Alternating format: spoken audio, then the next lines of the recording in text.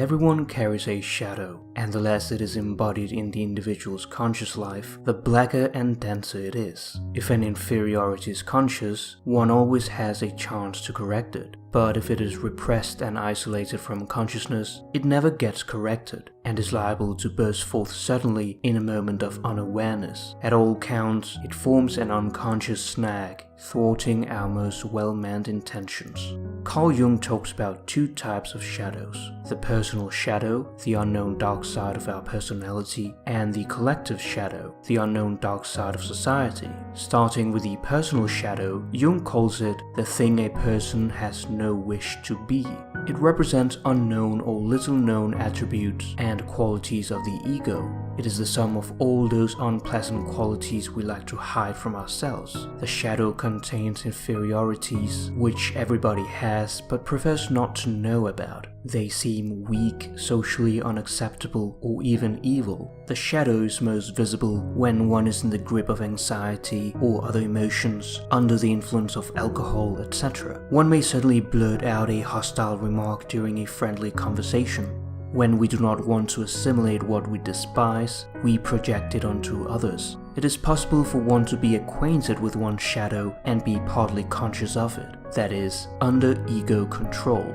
Many people, however, refuse to recognize the shadow so completely that the ego is not even aware of shadow behavior and thus has no possibility of commanding it. Under these conditions, the shadow is autonomous and may express itself in inexplicable moods, irritability, and cruelty. Throughout his writing, Jung refers to the importance of developing awareness of the shadow in psychotherapy and its projections in the individual's life. Although the shadow is usually perceived as negative, it can also be positive. In fact, exploring our shadow gives us access to many positive qualities. Jung writes that the shadow displays a number of good qualities, such as normal instincts, appropriate reactions, realistic insights, creative impulses, etc. One of Jung's closest collaborators, Marie-Louise von Franz, writes, "The shadow is not necessarily always an opponent. In fact, he is exactly like any human being with whom one has to get along, sometimes by giving in, sometimes by resisting, sometimes by giving love. Whatever the situation requires, the shadow becomes hostile only when he's ignored or misunderstood."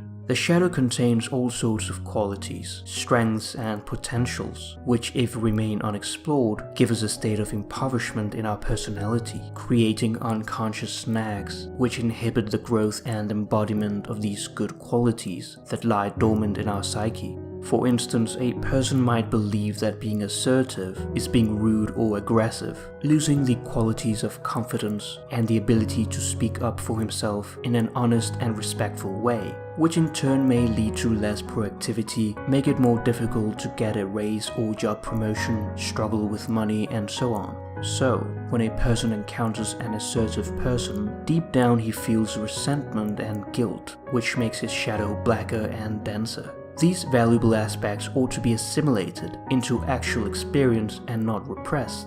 It is up to the ego to give up its pride.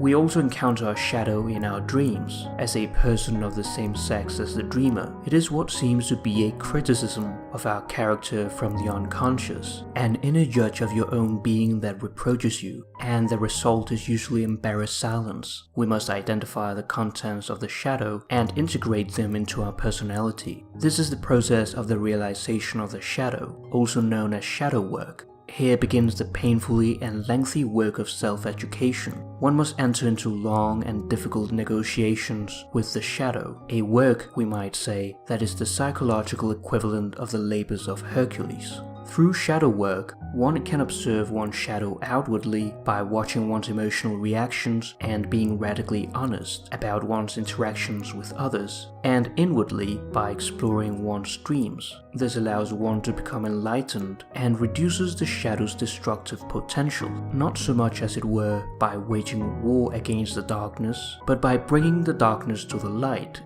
to the darkness. As Jung writes, there is no light without shadow, and no psychic wholeness without imperfection. One must not strive for perfection, but rather wholeness of personality. The lifelong process of individuation creates a balance between one's conscious and unconscious realms, aligning the ego to the self, the totality of one's personality. However scary or dark it is to confront our shadow, finding truth brings relief. Discernment of the truth is the process of authenticity, a painstaking excavation into the depths of our being, to explore possibilities and limitations, distortions and the buried and often forgotten parts of ourselves and abilities. Most people, however, are too indolent to think deeply about even those moral aspects of their behavior of which they are conscious, let alone to consider how the unconscious affects them. The shadow can also consist of factors that stem from a source outside the individual's personal life. Here's when we stumble upon the collective shadow, the dark side or the unknown or little known aspects of a society and culture. It consists of that which opposes our shared and collective values. The collective shadow refers to a huge, multidimensional, often horrifying yet elusive aspect of human life, to an immensity of harm inflicted by human beings upon each other and the natural world, and to the vast after effects of such harm in subsequent generations. We find the collective shadow in the projection of darkness and inferiority, in violence and oppression, in the invisibility of current suffering, in the denial of current responsibility. While collective shadow material may be acted out brutally in wars, massacres and genocides, it may also hide under the often attractive cloaks of missionary activity, such as mandating the use of particular languages, an Orwellian reality that we are experiencing in the present time.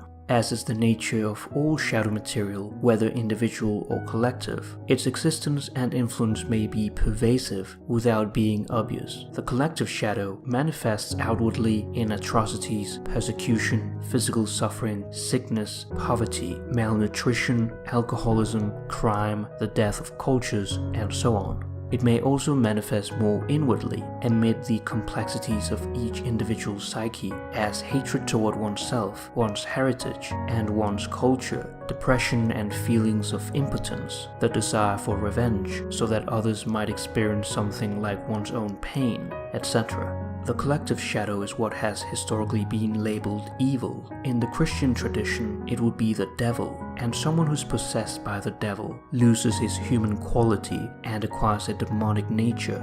Our primary response to evil, for Jung, must be the quest for self-knowledge, for wholeness, which presumes the assimilation of shadow material. The individual must know relentlessly how much good he can do and what crimes he's capable of. When there is an issue known in a particular society, it can be called a shadow issue if there is evidence of denial, projection, and a lack of taking individual and collective responsibility. Therefore, taking responsibility morally, politically, and spiritually is particularly crucial. The courage with which we bear our darkness frees others from having to carry it for us. For instance, to respond to examples of massive historical suffering, wars, genocide, holocausts, pervasive oppression, etc., the effects of which persist. As human beings, we have much to learn in that regard. Denial, often connected with a wish to get on with things and put the past behind us, seems the most common approach and usually the first reaction. There are and have been many attempts to deal with difficult, painful pasts through public apologies for supporting atrocities, repentance, reparation payments after wars, pilgrimages to places of great suffering, etc. But how do we deal with the past in such a way that the integration of the shadow occurs deeply and broadly within a population rather than simply at a symbolic level through leaders or policies? Remembering and speaking what often seems unspeakable is inevitably a painful process for victims and perpetrators, bystanders and witnesses. Any such process can only be regarded as successful or reasonably complete once the pain, outrage, betrayal, suffering, and all other feelings have been voiced and heard, and once responsibility has been taken. Truth-telling is both the most desirable and the most feasible way to grapple with a difficult past.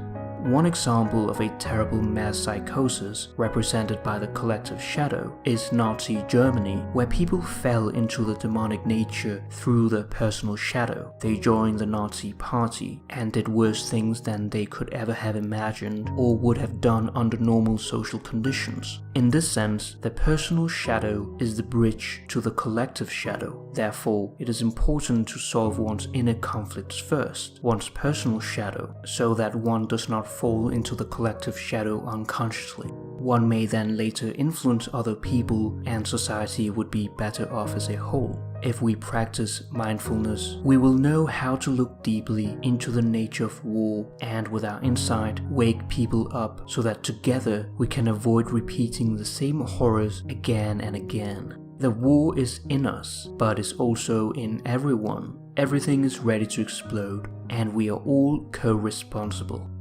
To summarize, we must first acknowledge our personal shadow and enter into long and difficult negotiations with it, being honest with ourselves and our interactions with others, watching our emotional reactions and exploring our dreams, in order to not become passive victims of our shadow and of our unconscious projections, allowing us to rescue the good qualities that lie dormant within us, which improves our lives and the lives of those around us. We can then be consciously aware of the collective shadow and not fall prey to it, and take responsibility to address the denial of important issues and the lack of individual and collective initiative. The courage of bearing our darkness brings relief to others, as telling the truth is the most desirable way to deal with a difficult past, rather than dismissing the atrocities and having the shadow grow blacker until it can grow no more, and thus history repeats itself.